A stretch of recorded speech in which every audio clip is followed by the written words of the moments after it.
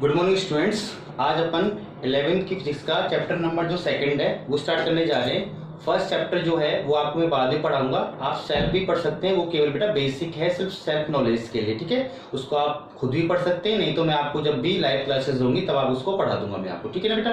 तो अपना जो लेक्चर नंबर जो सेकंड है, जो चैप्टर नंबर सेकंड है, उसको अपन शुरुआत कर रहे हैं बेटा। वो है आपका मात्रक एवं मापन, ठीक है। ये जो चैप्टर है आपका कि हमें क्या करने की जरूरत पड़ती है, सबसे पहली बात करेंगे कोई भी जो चीजें हैं उन्हें हमें मापना होता है, और मापना होता है तो उनके लिए क्या होता है, हमें मात्रकों की क्या होती है, जरूरत होती है, ठीक है। तो पहले तो अपन बात ये करते हैं कि किस चीज को आपको मापना है। तो वो चीज जो सबसे पहले आती है बेटा उसे बोलते हैं अपन भौतिक राशि। क्या बोलते हैं उसे बेटा अपन? भौतिक राशि, ठीक है ना। भौतिकी पढ़ रहे हैं अपन, भौतिक विज्ञान पढ़ रहे हैं, तो उसमें जितनी भी राशियां अपन काम में लेते हैं उन्हें क्या बोलते हैं अपन? भौतिक राशि कहते हैं। तो सबसे पहली बात यही बनती है कि व्हाट इज भौतिक राशि। भौतिक राशि आखिर में क्या होती है, ठीक है।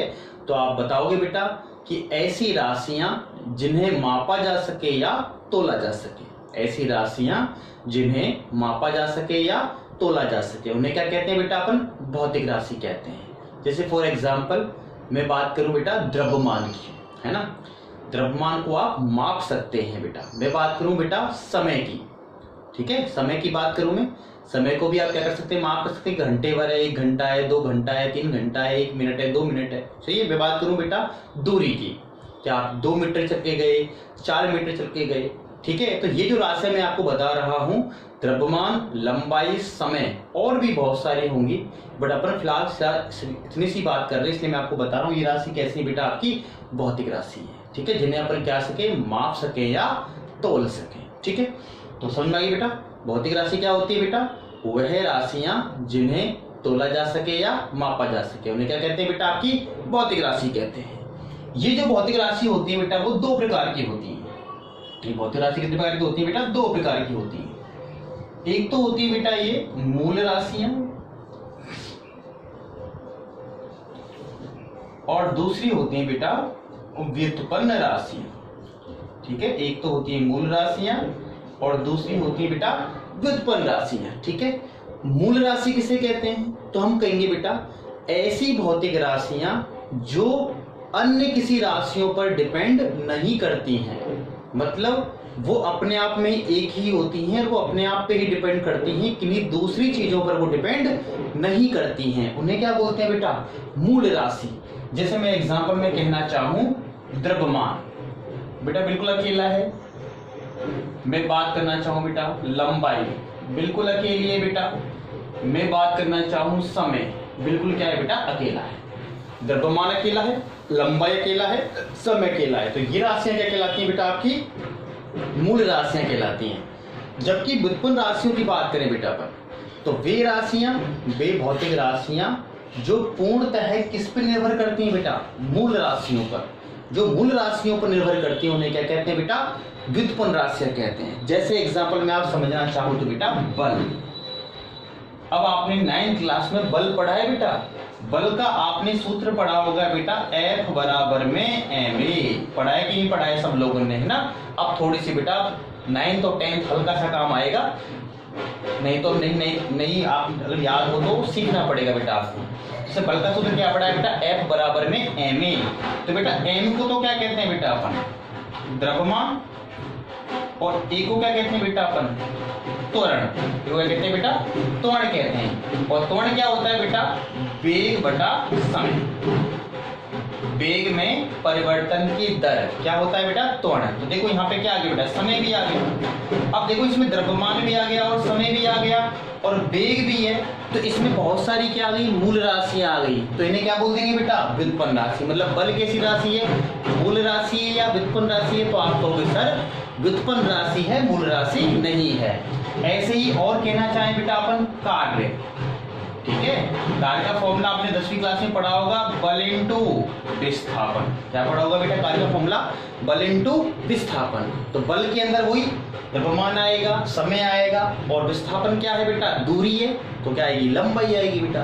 तो ये भी कैसी राशि है? आपकी व्युत्पन्न राशि। तो मेरे को समझ में आगे होगी बेटा आपको कि कौन मूल राशि है और कौन आपकी व्युत्पन्न राशि। ठीक है भाई यहाँ तक। अब हमारे पास जो मेनली मूल राशियां होती हैं, जो मेन मूल राशियां होती हैं हमारे पास, वो कितनी पाई जाती है बेटा? 7। मूल राशियां क्या होती है बेटा? 7 प्रकार की होती हैं, या कह सकते हैं बेटा हमारे पास मूल राशियां कितनी होती हैं? 7 होती हैं। अब यहां से आपको बिल्कुल एज ध्यान रखना है बेटा, क्योंकि पूरी फिजिक्स में यही चीज चलनी है।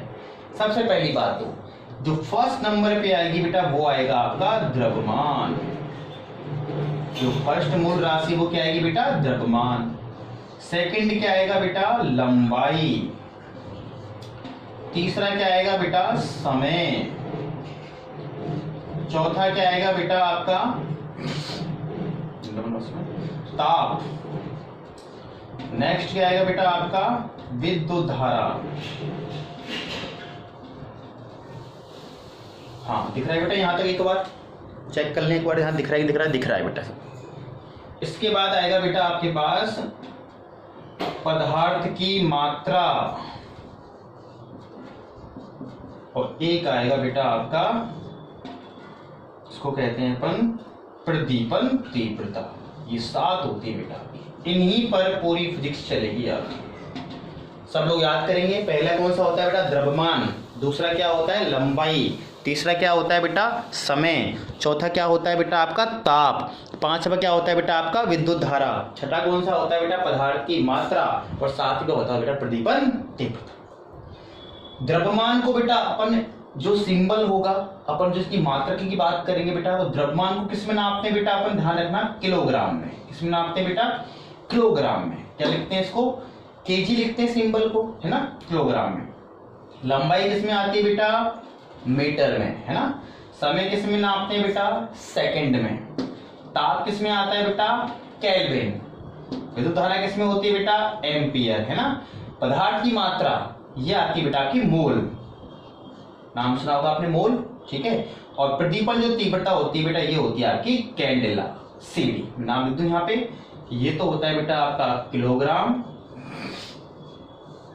ये होता है बेटा आपका मीटर, ये होता है बेटा आपका सेकंड, ये होता है बेटा आपका केल्विन, ये होता है बेटा आपका एम्पियर, ये होता है आपका मोल, ये होता है आपका कैंडेला। ठीक है बेटा। ये हमारे पास 7 जो होती हैं बेटा वो मूल राशियां होती हैं। इन 7 से ही मिलकर हमारी बहुत सारी क्या बनती हैं बेटा? व्युत्पन्न राशियां बनती हैं। लेकिन मेनली जो होती है हमारे पास वो ये 7 ही होती हैं। 2 पूरक राशि और होती हैं जो हमारे और जगह काम आती हैं, बट बेसिकली जो राशियां होती हैं वो ये 7 ही होती हैं। ठीक है बेटा। कौन कौन सी? द्रव्यमान, लंबाई, समय, ताप, विद्युत धारा, पदार्थ की मात्रा और प्रदीपन तीव्रता। इन्हीं से आपकी सारी राशियां यहाँ पर मिलकर बनी होती हैं। 2 भौतिक राशियां और होती हैं बेटा, वो भी आप देख लीजिए, जिन्हें बोलते हैं अपन 2 पूरक राशियां। ठीक है। 7 तो बेटा ये होती हैं और 2 होती हैं आपकी पूरक राशियां। ठीक है भाई। इनके नाम देख लीजिए बेटा। एक होता है बेटा समतल कोण, और दूसरा होता है बेटा ठोस कोण।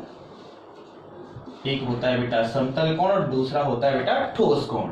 समतल कोण को बोलते हैं बेटा 2D, और इसे कहते हैं बेटा अपन 3D।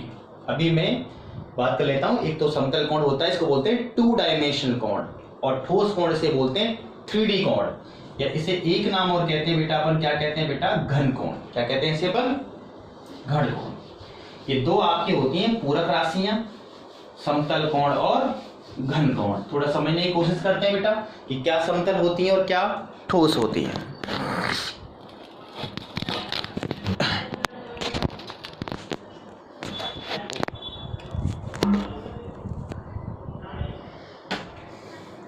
हाँ देखो बेटा, सबसे पहले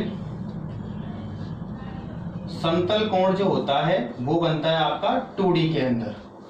ठीक है, जैसे मान लीजिए ये मेरा ब्लैक बोर्ड है, ये 2D है, मैंने यहाँ पे एक पॉइंट लगाया और यहाँ पे क्या खींचा, एक आर्क खींचा। चाप खींचते बेटा अपन, और इस चाप के द्वारा किसी बिंदु पर जो अंतरित कोण होता है इसे क्या कहते हैं बेटा, अपन समतल कोण कहते हैं। ठीक है, किसी चाप के द्वारा किसी बिंदु पर अंतरित कोण किसी भी एक तल के अंदर। जबकि ठोस कोण की बात करें बेटा, तो ठोस कोण होता है बेटा किसी सतह के द्वारा, कि मान लीजिए अपन कोई क्या लें बेटा, एक सतह लेते हैं और सतह के द्वारा किसी बिंदु पर बनाया गया कोण, सतह से इस पूरी सतह से यहाँ बनाना है तो बेटा इन सभी पॉइंट्स को यहाँ पर क्या करना पड़ेगा बेटा, ज्वाइन करना पड़ेगा। तो ये जो अंदर बनेगा कोण उसे बोलेंगे बेटा घन कोण। जैसे आपने देखा होगा एक शंकु जो होता है, शंकु ऐसा होता है जो कैप होती है आपकी जोकर की, तो उस जोकर की कैप के द्वारा जो यहाँ पर कोण बनता है वो क्या होता है बेटा, आपका घन कोण होता है। ठीक है, या फिर ठोस कोण होता है। ठीक है, आज के लिए इतना ही करेंगे बेटा, फिर कल आगे नेक्स्ट करेंगे। ठीक है बेटा, इसको अच्छे से पढ़ लेना। Thank you very much.